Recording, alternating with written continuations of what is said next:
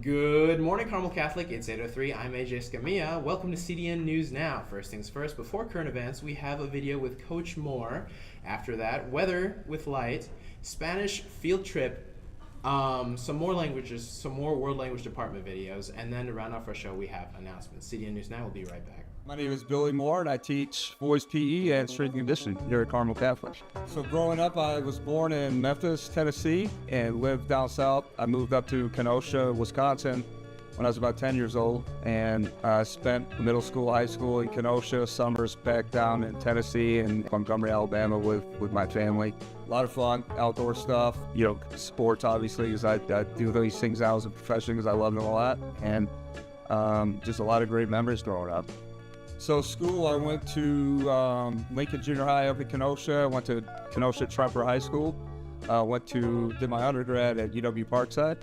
I got my master's degree from Valdosta State University. Fun fact, I had my math endorsement from University of Chicago. No, I got my math endorsement to make myself more employable. I ended up not having to use it. So every opportunity I get, I think it would be really hard to be a kid now with the pressures, social media and the phones. We spent a lot of time outside. It's kind of cliche, but when the street lights came on, we went home, played outside. Mrs. Phoenix and Mrs. White last summer, we went on a bike ride there in my summer school PE class, and I think we left with 35 kids and 17 made it back, and we kind of joked that was our daily routine as kids, and we had those kids that, mechanical reasons, other reasons they didn't make it back. So I just really think, I don't envy you guys these days. I think it would be hard to be a kid, and I think part of my job here at Carmel is to help guide you through that experience, I hope, right? So I was a FedEx guy until I was 30 years old. I started down there in Memphis right before I turned 19. FedEx was a great place to work. They had tuition reimbursement, so I took full advantage of that and worked full-time while going to school full-time up at UW Parkside. Graduated in 4 years because I wanted to teach and coach. I felt a calling toward that. One of my mentors growing up, she was a dear friend of mine. My ninth grade English teacher always told me that I should be in the classroom, and I made that switch as an adult, so 17 years ago.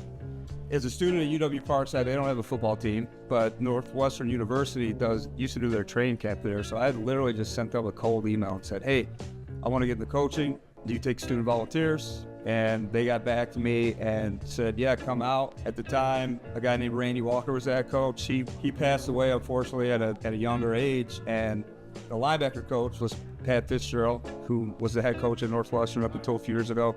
So he was kind of a mentor of mine. I got to sit in his meetings, did an internship with Northwestern, so 12 credits, finished my last year of college doing that internship, and just maintain that relationship with them. Used that to get a job at Kenosha Bradford High School. I coached up there for 6 years, won a state championship in 2011. I commuted from Northbrook to Kenosha for 3 years. My wife and I had a baby the year we won a state championship. After that, she insisted I find a job in Illinois, and I got on with Loyola Academy. I was over there for 8 years.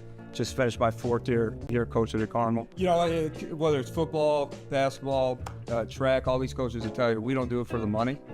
It really is about relationships and just kind of, helping our athletes. I will tell you that I got into teaching because of coaching. 17 years later, it's flipped. I'm a teacher first, and coaching is the side job because, the education just kind of consumes you. And I think all of us here at Carmel teachers would tell you we do this for you guys, and it's very fulfilling. So I was in a PE health department at Loyola, coached on the lower levels. There was an opening to come over here, so I took advantage of that. Smaller department here, opportunity to coach varsity football, which I was used to when I was up in Kenosha. And now I have a leadership role here at Carmel as a PE department chair, leadership role as a varsity defense coordinator, and just really, really enjoy it. Let's see, major regrets. You get to my age, and I really believe in this stuff. Like, you can't look to the past because it will drive you crazy. With that being said, when I talk to students or athletes, I'd say approach this like you don't want to have any regrets. When a kid wants to quit a sport or an activity, it's like, yeah, I know you do now, but think about this. Are you going to regret this later? Just to ponder that thought. I think, again, as with life experience, you can look back and say you have regrets, but you can't change them. So don't let that bog you down, bog on what's coming up in your future. And you can't forget about the present, right? Just get out of your comfort zone, try things. Okay, take chances, fail, process what that feels like, and then get back up and go do it again, right? Or move on, right? And then you tried something, so you check that box and you move on. But yeah, try everything. You know, a silly example on my part, my kids, I have 2 older kids who play soccer, played it well. We grew up making fun of kids who played soccer. Soccer would have made me a much better athlete if I didn't have that meathead mentality, right? Because we didn't try that because of, you know, with our football team, we're reading a book called The Twin Thieves. Coach Berg's done it with his basketball team, and it's, you know, the fear of judgment, the fear of failure. So those things will rob you of opportunity, right? So get out, spread your wings, do things. Welcome back, Carmel Catholic. Now let's do some current events. First things first, the mother of the teenager who was beaten to death off the campus of Rancho High School in Las Vegas files a lawsuit. Melissa Reddy is suing the Clark County School District and the owner of the property where the beating happened in 2023, with claims of wrongful death and negligence. Kristen Drummond has the latest on the case. News 3 obtaining this lawsuit. The 5-page document filed on behalf of Melissa Reddy, the mother of Jonathan Lewis, a 17-year-old Rancho High School student killed after a severe beating by teens. Videos capturing the hits, kicks, and punches until Lewis falls unconscious. The attack happening after school on November 1st in a back alley adjacent to and partially on the property owned by Sandra Corona, according to the lawsuit. It states Corona failed to secure the premises or take action to prevent harm to minors and others entering or traversing the property, particularly in light of repeated loitering and known criminal or violent activity in the area. I attempted to reach Corona at the property. I spoke briefly with a man who identified himself as her husband. He was unaware of the accusations and declined to speak on camera. No, I have no idea. The document also accuses the Clark County School District of failing to take reasonable steps to supervise students in or near the area that's known for fights. It also states at least one altercation or conflict involving Lewis and his peers occurred prior, and school staff were on notice or should have been on notice of escalating tensions. News 3 reached out to CCSD for comment. An email statement says the district does not comment on pending litigation. The anger, can't even begin to tell you or describe it. The hurt, same thing. News 3, the first to speak with Reddy in January last year, more than 2 months after her son's death. She invited us back to her home in August. Reddy tells me she continues to grieve his loss while speaking out about the plea deal her son's attackers received in juvenile court. No justice at all in the system for my son. The family hopes the lawsuit will bring accountability and prevent similar tragedies in the future. Next up, getting accepted into college is a big accomplishment for any student, but for one Houston teen, he wasn't just accepted into one college, but several. His list of choices includes the 8 Ivy League universities, among others. Orko Manna spoke to the teen and found out where he plans on studying in the fall. I want to attribute my success not only to myself, but to other people around me. Humble and hardworking, that's how family members and teachers describe George Bush High School senior Ten Pham. Be so exciting and proud of my son. He was accepted to all 8 Ivy League universities as well as several other prestigious colleges all over the country. So where's he going? I'm actually not attending an Ivy League school. I'm attending MIT. The Massachusetts Institute of Technology is ranked number 2 on U.S. News and World Report's list of top national universities. Ten says MIT is offering him a full ride, and it has a top-notch program for his area of study, computer science and engineering. But he also chose MIT for other reasons. And MIT has a very quirky community that I love. It's full of problem solvers, collaborators, just people who just want to work together to help advance like tomorrow's problems and bridge the problems and solutions of humanity. His teachers taking pictures with him say it's his curiosity that sets him apart. He comes by the ideas easily, but he always asks more questions, to the point where I would be like, I don't know, hold on, let's go find out. I mean, he pushed me as a teacher to have answers that nobody had really asked for before. Ten just excited for his next chapter at MIT. And I can't wait to be a part of that community. He now faces the exciting decision of choosing the school that best fits his dreams and goals. Finally, tragic news out of New York. Yesterday, a helicopter that was holding a family of 5 for a sightseeing tour, witnesses at the scene showed the propellers of the helicopter falling off in midair. The video here was collected by a bystander. All 5 people in the family, as well as the pilot, died in the tragic accident. Debris was collected in New Jersey. Officials do not know how this event occurred, but investigations are underway. That's all for current events. I'm AJ Escamilla. Up next is weather with Light.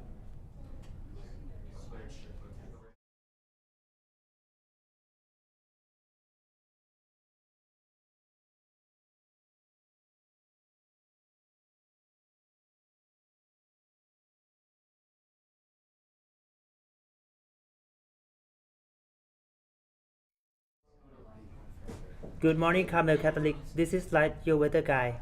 I am back. It is time for the weather. Right now, it is sunny and 37 degrees with wind of 4 miles per hour from the north. The sun rose at 6:17 this morning, and it's expected to set at 7:29. For the rest of today, temps will climb into mid to high 40s. For the next week, temps will warm all the way up to around 60 degrees by the late weekend to make for a beautiful start of your week under mostly sunny skies. Then under partly cloudy skies, the temp will cool a bit back to around 50 degrees to end next week, but then rise again by the next weekend. Saturday and Sunday will be partly mostly sunny. This is all for the weather for today. CDN News will be right back.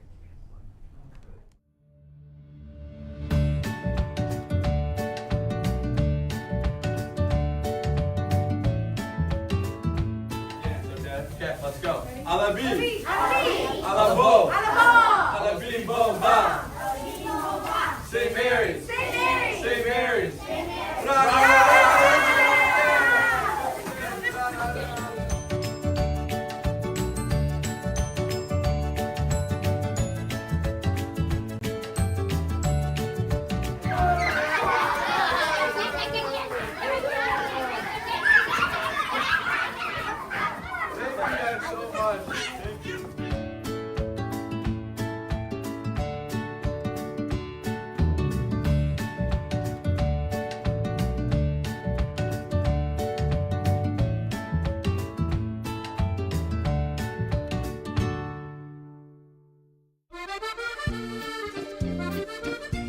Here are 3 ways to say I'm coming in French.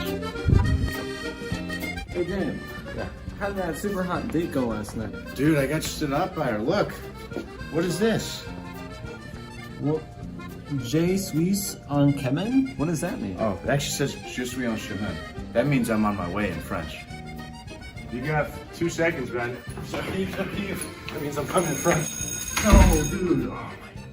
Oh, wait, where are you at? School's about to start at 7:59. Don't worry, je suis en route. That means I'm on my way in French. Wait, Daniel! Next time you go to France, make sure you use at least one of these phrases. Those are hard for me.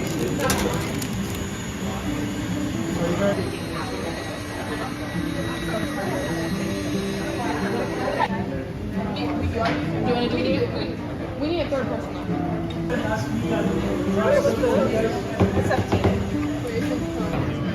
Guys, smile. Oh. I always Put in there.